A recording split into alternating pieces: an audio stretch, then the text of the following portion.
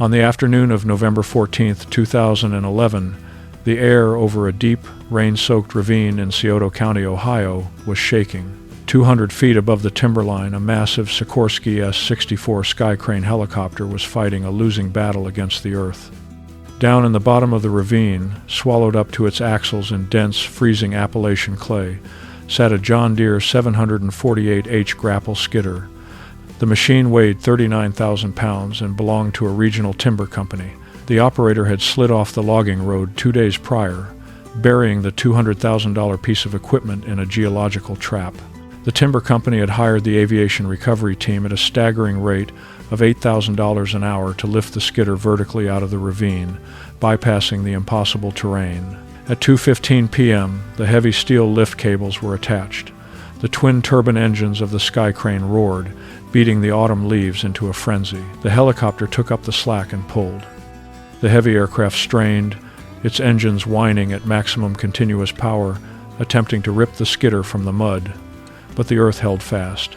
The tension on the lift cables reached 24,000 pounds, triggering the helicopter's internal load alarms. The pilot had a fraction of a second to make a decision before the mud suction dragged his aircraft out of the sky. With a sharp mechanical crack, the emergency release fired. The cables dropped into the mud, and the helicopter lurched violently upward, defeated. Sitting on the tailgate of a rusted 1998 Chevrolet pickup on the ridge above, watching this display of modern aviation fail, was a 68-year-old retired logger named Elias Vance. In the bed of his truck sat a heavy wooden crate, and parked behind his truck on a heavy equipment trailer was a 1954 Caterpillar D69U crawler. It had no cab, no computers, and exactly 75 horsepower at the drawbar. As the aviation manager stood on the ridge, swearing into his radio, Elias unscrewed the cap of his thermos and poured a cup of coffee. He was just waiting for the corporate boys to run out of aviation fuel. The thing about the aviation crew was that they weren't incompetent. They were highly trained professionals flying a marvel of modern engineering. They understood aerodynamics and they understood their load charts. They just didn't understand the specific, punishing hydrology of a wet Appalachian ravine. When you bury a 39,000-pound machine in saturated clay, you are no longer lifting just 39,000 pounds. You are fighting stiction, the vacuum seal of the earth. Engineers calculate that deep mud suction can double or even triple the effective dead weight of a vehicle when pulled vertically. The Skycrane wasn't trying to lift 20 tons. It was trying to instantly rip nearly 60 tons of resistance out of a giant suction cup. Helicopters are designed for vertical, dynamic lift. They cannot hunker down and apply slow, multiplying tension. The earth does not yield to sudden vertical force. It fights back, and in a contest of pure vertical lift between a helicopter and deep mud, the mud always wins. Elias Vance knew exactly how the earth fought back. Elias had logged these exact ridges in the 1970s before the massive mechanized skidders took over the industry. He understood that when the earth grabs hold of something heavy, you don't yank it into the sky. You drag it. You apply steady, unbreakable tension across the ground until the earth finally decides to let go. If you've been watching, you already know where this is going, or maybe you don't. Have you ever used a block and tackle system to multiply your pulling force when the engine wasn't enough? I want to hear about it in the comments. And if you're new here and wondering what kind of channel this is, even if you've never stepped into the woods, you know what it feels like to watch someone with an expensive tool try to brute force a problem that actually requires patience. Stick around, because the engineering behind how low horsepower winch systems conquered the American timber industry is a masterclass in applied physics, and we're not done yet. But before Elias could show them, the aviation manager had something to say. As the heavy beat of the helicopter faded over the hills, Elias Vance slid off the tailgate of his Chevy. He walked over to the aviation manager, who was currently yelling at the timber company foreman about liability clauses. Elias waited patiently for a pause in the argument. "You can't lift it out of that hole," Elias said, his voice calm and unhurried. "The suction has it, but I can drag it out for you." The aviation manager turned around, sizing up the old man in the flannel shirt. He looked past Elias to the equipment trailer parked on the gravel ridge. He saw the 1954 Caterpillar D69U. The old crawler was beautifully maintained, but undeniably obsolete. It was a machine built almost 60 years ago, boasting a mere 75 horsepower. The manager let out a short, dismissive laugh. "Are you kidding me, buddy?" the manager said, shaking his head. "My aircraft generates almost 5,000 shaft horsepower. We just put 24,000 pounds of vertical lift on that machine, and the mud didn't even blink. You think you're going to pull 80,000 pounds of dead suction with a 75 horsepower museum piece? You'll just rip the transmission out of your tractor." Elias didn't flinch. He had heard this kind of math before. It was the math of men who relied entirely on the engine to do the work. "Horsepower just tells you how fast you hit the wall," Elias replied softly. "Torque tells you how far you can push it. And I'm not using the tractor to pull the skidder. I'm using the tractor to pull the pulleys. What did an old logger have sitting in a wooden crate that could outpull a turbine engine?" Elias walked back to the bed of his Chevy pickup and unlatched the heavy wooden crate. Inside, resting on oil-soaked rags, were 3 massive cast-iron logging snatch blocks. They were incredibly heavy, weighing nearly 100 pounds apiece. They had been cast in the 1920s for high-lead steam logging in the Pacific Northwest. Elias had inherited them from his grandfather. They weren't designed for fast recovery. They were designed for absolute, unstoppable mechanical multiplication. Elias pulled the massive blocks out, dragging them onto the tailgate. He also pulled out hundreds of feet of thick, heavy steel wire rope. He wasn't going to pull the skidder directly with the D6. He was going to build a 5-part block and tackle system. By the laws of physics, routing a cable through a series of pulleys creates a mechanical advantage. A 5-part line multiplies the pulling force by a factor of 5, while dividing the speed by 5. The 1,954 Caterpillar D6 had a maximum drawbar pull of roughly 15,000 pounds in first gear.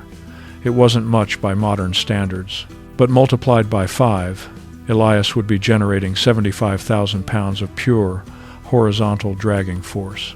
And unlike a helicopter, which has to fight gravity and suction simultaneously, Elias was going to use the solid earth to his advantage.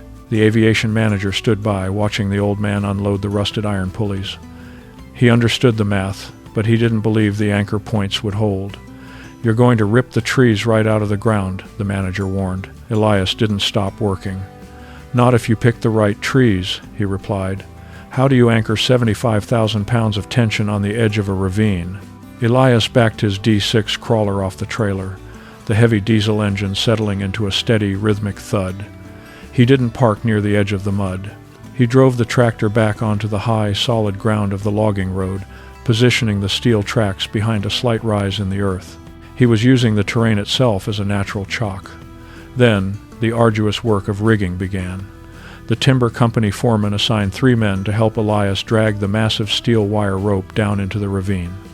It took them an hour just to walk the heavy cables through the freezing mud.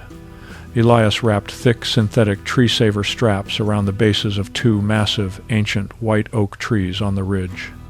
These trees had stood for a century. Their root systems were woven deeply into the bedrock.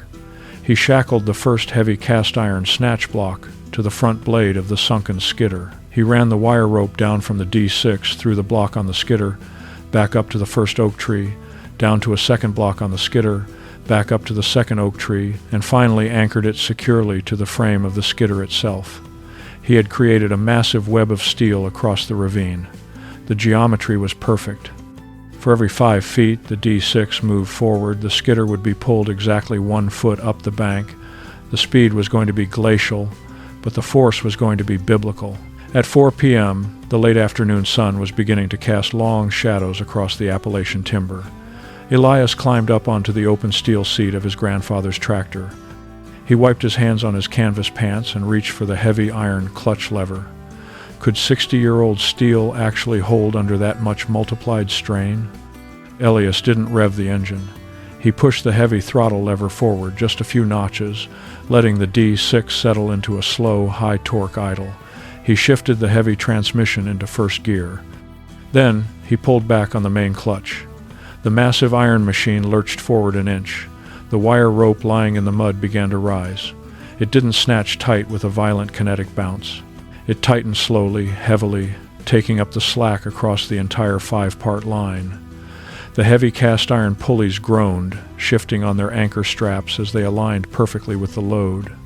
Down in the ravine, the cables pulled tight against the sunken skidder. The D6 crawler squatted down hard. The massive steel cleats of the tracks bit deep into the Ohio topsoil, searching for bedrock. The front of the tractor lifted slightly off the ground, an incredible amount of tension transferring from the earth to the steel frame. Elias held the clutch steady. He was generating nearly 75,000 pounds of tension, but the skidder wasn't moving. The stiction of the deep mud was fighting back, holding the 39,000-pound machine in a vacuum seal. The aviation manager, watching from the ridge, crossed his arms. He was waiting for the D6's transmission to shatter or for the ancient pulleys to explode under the load. But Elias knew his equipment. He didn't pull harder. He didn't pop the clutch. He just sat there on the tractor, letting the engine labor, holding the massive tension perfectly constant against the mud. He was treating the rescue like a fluid dynamic problem. If you pull fast, the mud acts like a solid wall. If you pull constantly and slowly, what eventually happens to the vacuum? For 12 agonizing minutes, the D6 chugged. The steel lines vibrated like guitar strings. The old pulleys creaked under the 75,000 pounds of multiplied strain. Nothing moved. But down in the ravine, the slow, constant tension was doing exactly what Elias intended. He wasn't breaking the vacuum seal, he was peeling it. By pulling incredibly slowly, he was giving the water and air in the wet clay time to seep into the pocket beneath the skidder's massive tires. At exactly 4:14 p.m., a wet, heavy sucking noise echoed up from the bottom of the ravine. It sounded like a giant taking a breath in the mud. The aviation manager dropped his arms. Down in the pit, the mud around the John Deere's tires began to bubble and separate. The stiction was failing. The skidder shifted forward a single inch. The D6 didn't change its pitch. Elias maintained the exact same throttle, letting the multiplication of the pulleys do the work. Another wet gasp from the mud, and the massive forestry machine moved 3 inches, then a foot. Once the primary suction was broken, the actual dead weight of the skidder was easily overwhelmed by the immense dragging force of the 5-part line.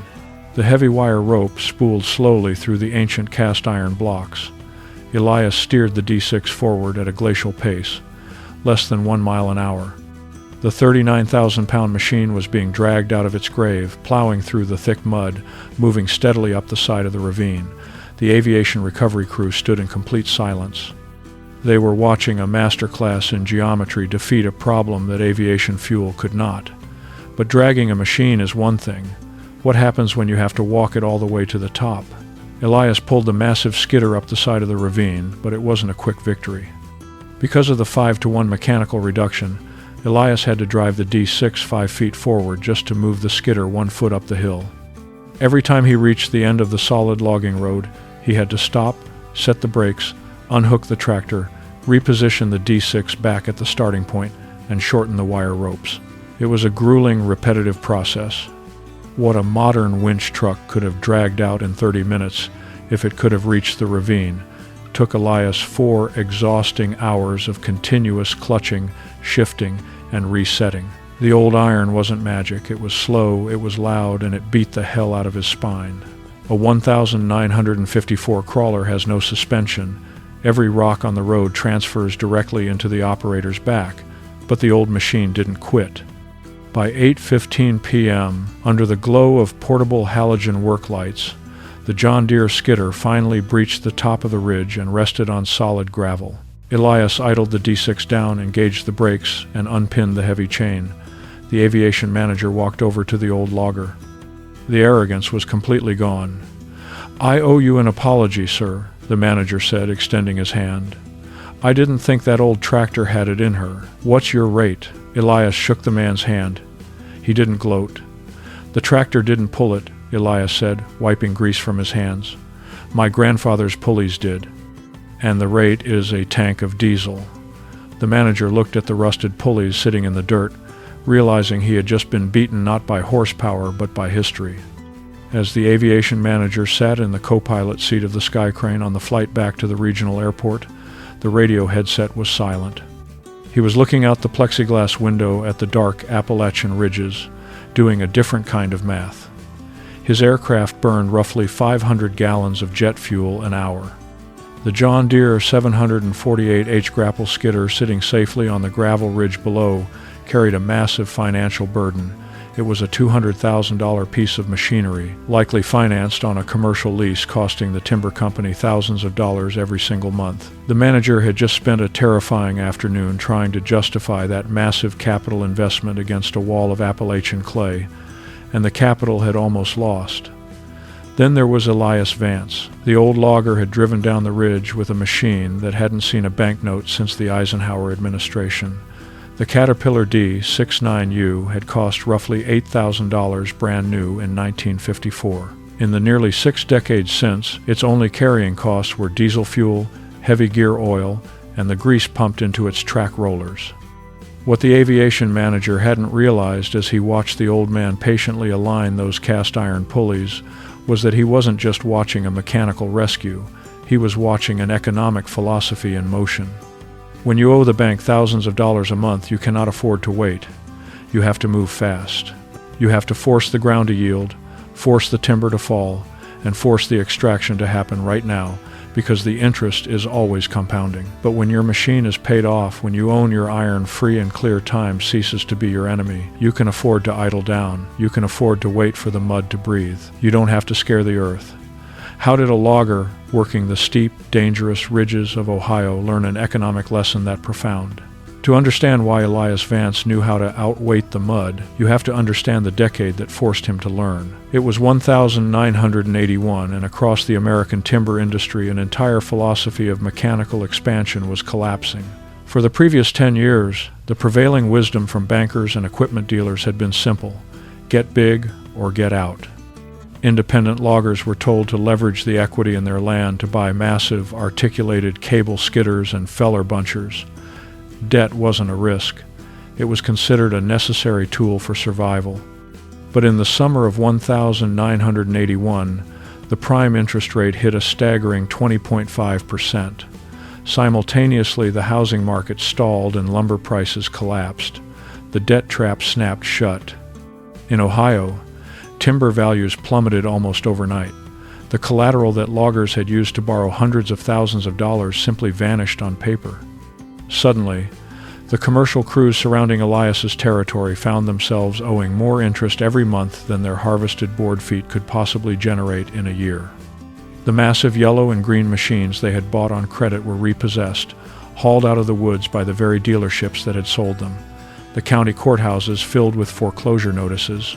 Generations of family logging history were auctioned off to the highest bidder, but Elias Vance didn't lose a single acre of his family's timberland. While his competitors were borrowing at variable rates to buy machines that could pull 20 logs at once, Elias was logging selectively with his paid-off D6 and his grandfather's iron pulleys. His debt payment was exactly zero. When lumber prices fell, his profit margin shrank, but his operation did not hemorrhage cash. Why was the slowness of his old crawler the very thing that saved his family's livelihood? The slowness was his absolute defense, but the old iron wasn't perfect. Elias would be the first to tell you that there were brutal days on the D69U. The 1954 Caterpillar has no enclosed cab, no heater, and no suspension. In the dead of an Ohio winter, the freezing wind off the ridges cuts right through heavy canvas and thermal wool. Operating it is not a job. It is a profound physical deployment. To start it, you don't just turn a key. You have to hand crank a small temperamental gasoline pony motor, let it warm up, and then engage a heavy mechanical lever to spin the massive diesel engine until it fires. Every shift of the transmission requires significant physical strength, and because the tractor topped out at such a low speed, pulling timber wasn't a quick sprint to the mill, it was a slow, punishing march. The machine took a physical toll on his shoulders, his lower back, and his hands. The commercial operators sitting inside their modern, climate-controlled, air-ride skidder cabs were completely insulated from this friction. They couldn't feel the earth fighting back until it was too late, until the crust broke and the mud swallowed them whole. But Elias had to be entirely present. He had to listen to the specific pitch of the diesel, feel the slip of the track cleats, and negotiate constantly with the friction of the earth. When you work with a machine that has limits, You are forced to respect the limits of the land itself. That was the unseen weight Elias brought to the ravine that afternoon in 2011. The aviation manager saw a rusted antique. Elias saw the crucible that had forged his family's independence. When the helicopter snapped its release cables, it was just the 1980s crisis repeating itself in miniature, a sudden, violent demand for an impossible result, shattering under the reality of the Earth's resistance. What happens to that kind of earned wisdom when the man who holds it is gone? Elias Vance passed away quietly in his sleep in the winter of 2016, at the age of 73. In rural timber communities, a patriarch's passing is usually followed by a familiar tragic ritual, the estate auction. The auctioneer's white tents go up, the timberland is subdivided, the machinery is lined up in the driveway, and neighboring corporate logging operations absorb the acreage. It is the final victory of the debt cycle, but there was no auction at the Vance property. Because Elias had never leveraged his family's land to chase massive expansion, there was no bank waiting to demand immediate liquidation to cover outstanding notes. His land, consisting of 200 acres of prime, selectively harvested Appalachian hardwoods timber that had never been clear-cut by desperate debt obligations, was passed directly to his grandson, Caleb. Caleb is a modern man. He understands sustainable forestry algorithms, modern safety regulations, and diesel diagnostics. To a corporate liquidator, the old wooden machine shed on the property was just full of heavy, worthless scrap iron. But Caleb grew up riding on the steel fender of that D6. He had watched his grandfather multiply 50-year-old horsepower to drag a $500,000 machine out of a hole that a helicopter couldn't touch. He understood that the rusted crawler and the heavy wooden crate full of cast iron pulleys wasn't just obsolete logging equipment. It was the physical manifestation of the patience that had saved their family name. He didn't sell the crawler. He didn't trade it in. Why would you sell the very anchor that kept your family from washing away? Today, Caleb runs the family's timber property as a thriving, quiet operation. He uses modern equipment for the bulk of his selective logging work. He isn't foolish. He knows the undeniable value of technology when it is used correctly, maintained properly, and bought responsibly. But he also knows exactly how to rig a 5-part block and tackle system. He knows the breaking strength of a 7-8-inch steel wire rope, and he knows how to calculate the mechanical multiplication of cast iron snatch blocks. He learned it from watching the man who survived the 1980s when the rest of the county lost their shirts. If this story meant something to you, if you grew up with a machine like this one, or if you know someone who did, subscribe, because there are more stories like this one, and they deserve to be told while the people who lived them are still here to tell them. Have you ever used a block and tackle system to multiply your pulling force when the engine wasn't enough? Leave it in the comments. I read every one. And the engineering behind how low horsepower winch systems conquered the American timber industry is a masterclass in applied physics. That's the hidden truth we explore in the next story we're going to tell. In the back of Caleb's heavy machine shed, under a thick canvas tarp, the old iron remains. Twice a year, he pulls the tarp back. He checks the oil, fuels the pony motor, and engages the heavy lever. And the antique diesel still fires up, settling into that familiar, slow, unrelenting thud that echoes off the wooden walls of the barn. It is fully fueled, it is freshly greased, the massive steel drawbar is intact, and the heavy wooden crate full of cast iron snatch blocks rests securely on the back deck of the crawler.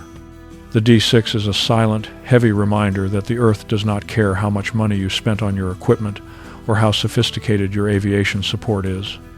The Earth only respects patience, geometry, and the men who know how to use them. The commercial contractors will keep pushing the limits of the Appalachian timberlines. They will keep bringing heavier skidders, larger helicopters, and larger corporate budgets. And eventually, the heavy rains will come again, the mud will turn to a bottomless trap, and they will hit the absolute limit of what sudden force can accomplish. When they do, the old iron will be ready. Elias Vance's 1954 Caterpillar is still sitting exactly where it belongs. Caleb still walks out to the heavy timber shed every morning to check the locks. And every autumn, when the ravines turn to saturated clay and the heavy yellow machinery rolls past the county line, the rusted iron is waiting in the dark. That's what happens when you build in silence while the world laughs.